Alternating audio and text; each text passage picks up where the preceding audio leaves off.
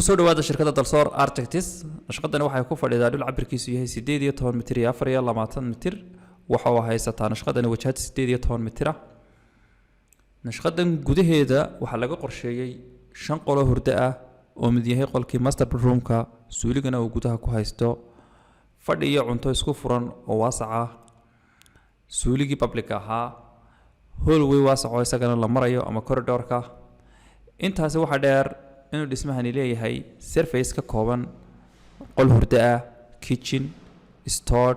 iyo waliba suuli sidoo kale wuxuu leeyahay laba barande oo la fadhiisan karo oo waasac ah haddaba haddii aad u baahan tahay nashqad dhisme nooc kasta oo ay tahayba waxaan kugu soo dhaweynaynaa gacmo furan nagala soo xidhiidh lambarada shaashada ku qoran si aanu kugu qorsheyno sida ugu wanaagsan ugu macquulsan uguna faa'iido badan leh mahadsanid